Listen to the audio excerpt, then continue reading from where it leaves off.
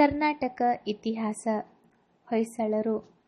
ಗಂಗವಂಶದ ಅವನತಿಯ ನಂತರ ಗಂಗವಾಡಿಯನ್ನು ಚೋಳರಿಂದ ಹೊಯ್ಸಳರು ವಶಪಡಿಸಿಕೊಂಡರು. ಕಲ್ಯಾಣ ಚಾಲುಕ್ಯರ ಮಾಂಡಲಿಕತ್ವವನ್ನು ಒಪ್ಪಿಕೊಂಡು ರಾಜ್ಯಭಾರ ನಡೆಸಿದರು. ಕಲ್ಯಾಣ ಚಾಲುಕ್ಯರ ಪತನದ ನಂತರ ಸ್ವತಂತ್ರ ಘೋಷಿಸಿದರು. ನೀರಾವರಿ, ಶಿಕ್ಷಣ, ಸಾಹಿತ್ಯ, ಕಲೆ ಮತ್ತು ವಾಸ್ತುಶಿಲ್ಪ ಸಂವರ್ಧನೆಗೆ ಹೊಯ್ಸಳರು ಸ್ಮರಣೀಯ ಕೊಡುಗೆ ನೀಡಿದರು. ಶಾಸನಗಳಲ್ಲಿ ವಿವರಿತವಾದಂತೆ ಈ ವಂಶದ ಮೂಲಪುರುಷ ಸಳ. ಆತನು ಸೊಸೆಯೂರು ಅಂದರೆ ಈಗಿನ ಚಿಕ್ಕಮಗಳೂರು ಜಿಲ್ಲೆ ಮೂಡಿಗೆರೆ ತಾಲೂಕಿನ ಅಂಗಡಿ ಗ್ರಾಮದವನು. ತನ್ನ ಜೈನ ಗುರುವು ಹೊಯ್ಸ ಸಳ ಎಂಬ ಆದೇಶಿಸಲು ಸಳನು ಒಂದು ಹುಲಿಯನ್ನು ಹೊಡೆದು ಕೊಂದನು. ಗುರುವಿನ ಆಶೀರ್ವಾದದಂತೆ ಸಳನು ಹೊಯ್ಸಳ ವಂಶದ ಸ್ಥಾಪಕನಾದೆಂದು ಹೇಳಲಾಗಿದೆ. ಸಳನು ಹುಲಿಯನ್ನು ಕೊಲ್ಲುವ ಚಿತ್ರವೇ ಇವನ ರಾಜಲಾಂಛನ. ನೃಪಕಾಮನು ಸಮರ್ಥ ಪ್ರಥಮ ಗಣ್ಯ ಹೊಯ್ಸಳ ದೊರೆ. ಈತನು ಈಗಿನ ಮೂಡಿಗೆರೆ ತಾಲೂಕಿನ ಪ್ರದೇಶವನ್ನು ಗೆದ್ದು ಮುಂದೆ ರಾಜ್ಯ ವಿಸ್ತಾರಕ್ಕೆ ಅನುಕೂಲ ಮಾಡಿಕೊಂಡನು. ಅನೇಕ ಮಲೆಯ ರಾಜರನ್ನು ಸೋಲಿಸಿದನು. ನೃಪಕಾಮನ ಮಗ ವಿನಯಾದಿತ್ಯ ಕ್ರಿಸ್ತಶಕ 1040ರಲ್ಲಿ ರಾಜನಾದನು. ಈತನು ಚಾಲುಕ್ಯರ ಮಾಂಡಲಿಕನಾಗಿದ್ದು ತನ್ನ ರಾಜಧಾನಿಯನ್ನು ಸೊಸೆಯೂರಿನಿಂದ ಬೇಲೂರಿಗೆ ವರ್ಗಾಯಿಸಿದನು. ವಿನಯಾದಿತ್ಯನ ಮಗ ಯರೆಯಂಗ ಯುವರಾಜನಾಗಿದ್ದಾಗ ಚಾಲುಕ್ಯನ ಸಾಮ್ರಾಟನ ಬಲಗೈಯಂತಿದ್ದನು. ಅವನ ನಂತರ ಅವನ ಪುತ್ರರಾದ 1ನೇ ಬಲ್ಲಾಳ ನಂತರ ವಿಷ್ಣುವರ್ಧನ ಆಳಿದರು. ವಿಷ್ಣುವರ್ಧನನು ಹೊಯ್ಸಳ ಅರಸರಲ್ಲಿ ಅತ್ಯಂತ ಶ್ರೇಷ್ಠ ಹಾಗೂ ಸಮರ್ಥ ಆಡಳಿತಗಾರನಾಗಿದ್ದನು. ಚೋಳರಿಂದ ಗಂಗವಾಡಿಯನ್ನು ಪೂರ್ತಿ ಗೆದ್ದು ತಲಕಾಡುಗೊಂಡ ಎಂಬ ಬಿರುದು ಪಡೆದನು. ಆದರೆ ಕಲ್ಯಾಣಿ ಚಾಲುಕ್ಯ 6ನೇ ವಿಕ್ರಮಾದಿತ್ಯನ ವಿರುದ್ಧ ಹೋರಾಡಿ ಸೋತನು. ಕೆಲಕಾಲ ಸಾಮಂತನಾದ ಈತನು ನಂತರ ಸ್ವತಂತ್ರ ಆಳ್ವಿಕೆ ನಡೆಸಿದನು. ತಲಕಾಡಿನ ವಿಜಯದ ಸ್ಮಾರಕವಾಗಿ ಬೇಲೂರಿನ ವಿಜಯನಾರಾಯಣ ಹಾಗೂ ತಲಕಾಡಿನ ಕೀರ್ತಿನಾರಾಯಣ ಮಂದಿರಗಳನ್ನು ಕಟ್ಟಿಸಿದನು. ದ್ವಾರಸಮುದ್ರ ಅಥವಾ ಹಳೇಬೀಡು ಇವರ ರಾಜಧಾನಿಯಾಯಿತು. ಇವನ ಮೊಮ್ಮಗನಾದ 2ನೇ ಬಲ್ಲಾಳ ಕ್ರಿಸ್ತಶಕ 1173ರಿಂದ ಕ್ರಿಸ್ತಶಕ 1220ರವರೆಗೆ ಹೊಯ್ಸಳ ಸಾಮ್ರಾಜ್ಯದ ಆಳ್ವಿಕೆಯನ್ನು ಮಾಡಿದನು. ಈತನು ಪರಾಕ್ರಮಿ ಮತ್ತು ಮಹಾನ್ ಮೇಧಾವಿಯಾಗಿದ್ದು ದೇವಗಿರಿಯ ಅರಸು-ಯಾದವ 5ನೇ ಬಿಲ್ಲಮನನ್ನು ಕ್ರಿಸ್ತಶಕ 1190ರಲ್ಲಿ ಗದುಗಿನ ಸಮೀಪ ಸೊರಟೂರಿನಲ್ಲಿ ಸೋಲಿಸಿದನು. ಲಕ್ಕುಂಡಿಯನ್ನು ತನ್ನ ಉಪರಾಜಧಾನಿಯನ್ನಾಗಿ ಮಾಡಿಕೊಂಡನು. ಮಾನ್ವಿಯವರೆಗೆ ದಂಡಯಾತ್ರೆಯನ್ನು ಕೈಗೊಂಡು ತನ್ನ ರಾಜ್ಯವನ್ನು ವಿಸ್ತರಿಸಿದನು. ಈತನು ದಕ್ಷಿಣ ಚಕ್ರವರ್ತಿ ಎಂಬ ಬಿರುದನ್ನು ಪಡೆದಿದ್ದನು. ಇವನ ಆಸ್ಥಾನ ಕವಿ ಜನ್ನನಿಗೆ ಕವಿ ಚಕ್ರವರ್ತಿ ಎಂಬ ಬಿರುದನ್ನು ನೀಡಿ ಗೌರವಿಸಲಾಗಿತ್ತು. ಬಲ್ಲಾಳನು ಲಕ್ಕುಂಡಿಯಲ್ಲಿ ಇದ್ದಾಗ ಇವನ ರಾಣಿ ಉಮಾದೇವಿ ರಾಜಧಾನಿಯಿಂದ ಆಡಳಿತ ನಡೆಸಿದಳು. ವಿಜಯಶಾಲಿ ದಂಡಯಾತ್ರೆಯನ್ನು ಕೈಗೊಂಡಳು. ನಂತರ ಆಳಿದ ಶ್ರೇಷ್ಠ ಸಾಮ್ರಾಟನೆಂದರೆ 3ನೇ ಬಲ್ಲಾಳ.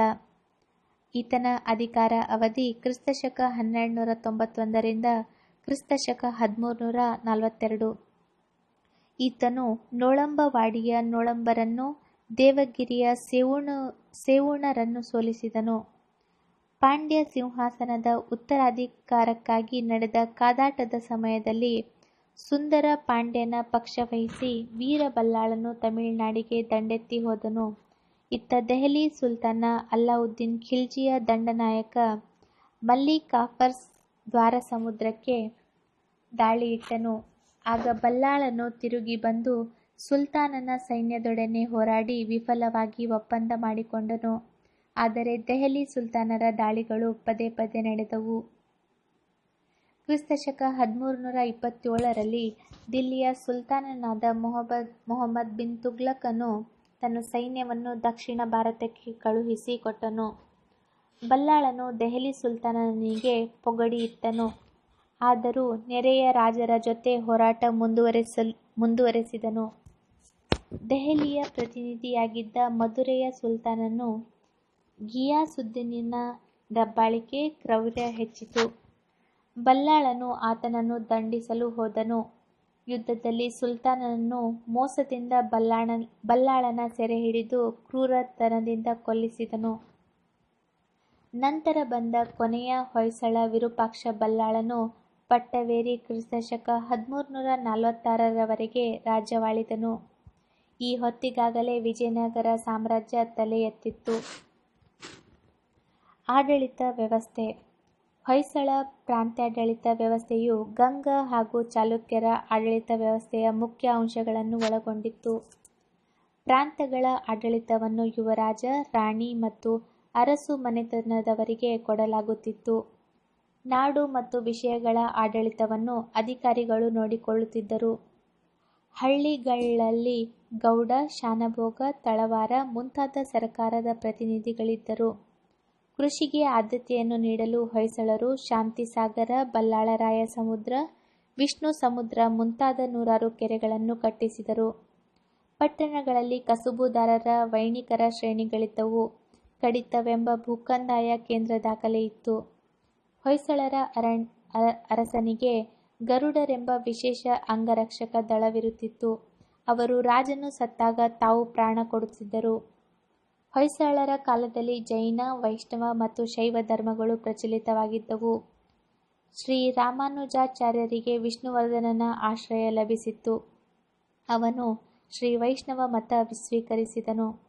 ವಿಷ್ಣುವರ್ಧನನ ಪತ್ನಿ ಶಾಂತಲಾ ಜೈನಳಾಗಿದ್ದಳು. ಇವಳು ಖ್ಯಾತ ಸಂಗೀತ ಮತ್ತು ನೃತ್ಯ ಕಲಾವಿದೆಯಾಗಿದ್ದಳು. ಶಿಕ್ಷಣ ಮತ್ತು ಸಾಹಿತ್ಯ. ಅಗ್ರಹಾರಗಳು, ಮಠಗಳು, ದೇವಾಲಯಗಳು ಶಿಕ್ಷಣದ ಕೇಂದ್ರಗಳಾಗಿದ್ದವು. ಮೇಲುಕೋಟೆ, ಸಾಲಗಾಮೆ, ಅರಸೀಕೆರೆ, ಮೋರಿಂಗೆರೆ ಇವುಗಳೆಲ್ಲ ಗಣ್ಯ ಶಿಕ್ಷಣ ಕೇಂದ್ರಗಳಾಗಿದ್ದವು. ವೇದ, ವೈದ್ಯಶಾಸ್ತ್ರ, ಕನ್ನಡ, ಸಂಸ್ಕೃತಗಳ ಅಧ್ಯಯನವೂ ನಡೆಯುತ್ತಿತ್ತು. ಈ ಕಾಲದಲ್ಲಿ ಕನ್ನಡ ಸಾಹಿತ್ಯವು ವಿಪುಲವಾಗಿ ಬೆಳೆಯಿತು. ರುದ್ರಭಟ್ಟನು ಜಗನ್ನಾಥ ವಿಜಯ ಕೃತಿ ರಚಿಸಿದನು. ಕವಿ ಚಕ್ರವರ್ತಿ ಎನಿಸಿದ ಜನ್ನನು ಖ್ಯಾತ ಯಶೋಧರ ಚರಿತದ ಕರ್ತು. ಹರಿಹರನು ಗಿರಿಜಾ ಕಲ್ಯಾಣ ಚಂಪು ಕಾವ್ಯವನ್ನು ಬರೆದನು. ರಾಘವಾಂಕನು ಹರಿಶ್ಚಂದ್ರ ಕಾವ್ಯ ರಚಿಸಿದನು. ಕೇಶಿರಾಜನ ಶಬ್ದಮಣಿ ದರ್ಪಣ ಆಗಿನ ಗಣ್ಯ ಕನ್ನಡ ವ್ಯಾಕರಣ ಗ್ರಂಥ. ಸಂಸ್ಕೃತ ಸಾಹಿತ್ಯವು ಇದೇ ಕಾಲದಲ್ಲಿ ಬೆಳೆಯಿತು. ರಾಮಾನುಜಾಚಾರ್ಯರು, ಮಧ್ವಾಚಾರ್ಯರು ಇದೇ ಕಾಲದಲ್ಲಿ ಅನೇಕ ಕೃತಿ ರಚನೆ ಮಾಡಿದರು. ವಾಸ್ತುಶಿಲ್ಪ. ಹೊಯ್ಸಳರ ಶಿಲ್ಪಕಲೆ ಜಗದ್ವಿಖ್ಯಾತವಾದುದಾಗಿದೆ. ಕಲ್ಯಾಣದ ಚಾಲುಕ್ಯರ ಶೈಲಿಯಂತೆ ಬಳಪದ ಮೃದುಕಲ್ಲಿನಲ್ಲಿ ಹೊಯ್ಸಳರು ಅಸಂಖ್ಯಾತ ದೇವಾಲಯಗಳನ್ನು ರಚಿಸಿದರು.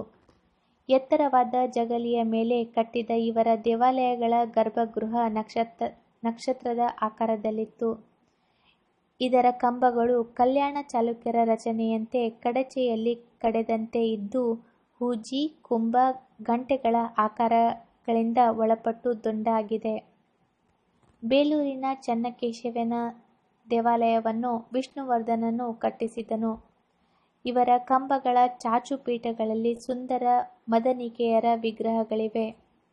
ಹಳೇಬೀಡಿನ ಹೊಯ್ಸಳೇಶ್ವರ ದೇವಾಲಯವು ದ್ವಿರುಳಾಚಲರಾಗಿದ್ದು ದಂಡನಾಯಕ ಕೇತಮಲ್ಲನೆಂಬ ಸೇನಾನಿ ಕ್ರಿಸ್ತಶಕ 1121 ಇದನ್ನು ಕಟ್ಟಿಸಿದನು. ಸೋಮನಾಥಪುರದ ಭವ್ಯ ಮಂದಿರ ತ್ರಿಕೂಟಾಚಲವಾಗಿದ್ದು ಇದನ್ನು ಕ್ರಿಸ್ತಶಕ 1258 ಸೋಮದಂಡನಾಯಕನು ಕಟ್ಟಿಸಿದನು.